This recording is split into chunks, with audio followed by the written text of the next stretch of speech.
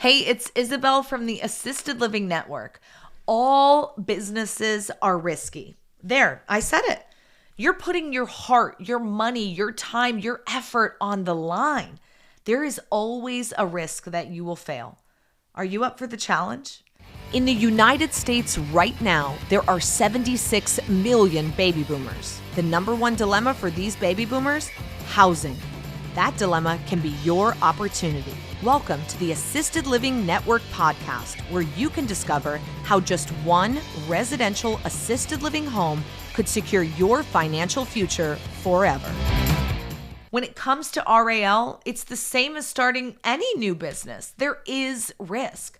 Absolutely 1000% there is. But it's not enough to deter you from doing it, right? If it is, entrepreneurship or business ownership just might not be for you. Those who take great risks get great rewards. I always find it funny when people who work inside of a company hate on their boss for taking vacations or buying nice things. And listen, I get it. It's easy to get jealous and say, well, if you can afford that, then why not pay me more? But let me ask you this. Did you take the risk? Did you sacrifice the years? Did you lose nights of sleep? Did you put the last dime into the project, build the company from the ground up, lose relationships, lose time with your family, lose yourself in the process? No, you just came here and signed up to do a job. Now that job is important. These two things are not the same. And it's important that you recognize that because yes, people glorify business ownership all day long, and it can be a wonderful thing. But it's also one of those things that can be extremely difficult, and you may not come out on top. So back to the core of this podcast today, risk.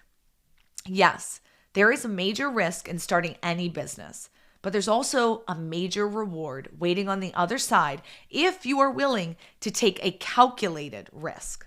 Let's dive in. Liability is the one that everyone is so concerned about. We live in a litigious society, and someone someday may try to sue you as a business owner, or in this case, as an RAL owner. Good thing you've crossed your T's and dotted your I's. You've covered yourself with professional liability insurance, which is about $2 to $3 per day per person. And you've added cameras in the legal areas, not in violation of HIPAA rules and regulations. You've neutralized all trip hazards and limited them as much as possible by adding ramps, guardrails, handrails, all the things that help. They never fully eliminate, but they help.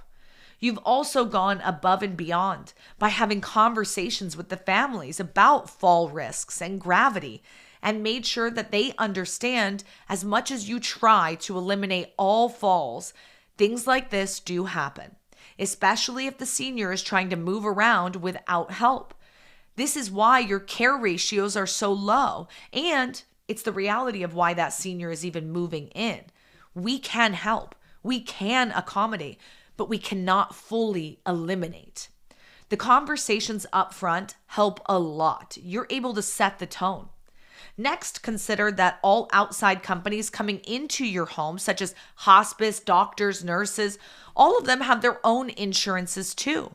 So not only are you covered, but they're covered as well. If you are a RAL Academy student, you've probably set up your LLCs with Prime Corporate Services to protect yourself as much as possible by separating the businesses that own the real estate from the ones that own the RAL operations company. These small things help in time of legal suit. I want to address staff and employing people as well. We put so much heavy emphasis on hiring the right people at the RAL Academy, really taking the time on training them, onboarding them, and make sure that they fit your company and core values. Some people think, oh, just push this through and get to the good stuff. No. This is the good stuff. You don't want high turnover. You want to make sure that your team is highly trained and that they're there to stay. Spending lots of time on creating a solid hiring process, onboarding procedures, and retraining methods, that is going to save you time, energy, and money. So don't skimp out. You're only going to hurt yourself or put yourself at greater risk. In general, you might be thinking of just the big risk of starting a business and what that could look like. What if it doesn't work out? What if you put all this money and energy out there and no one comes to live in your home?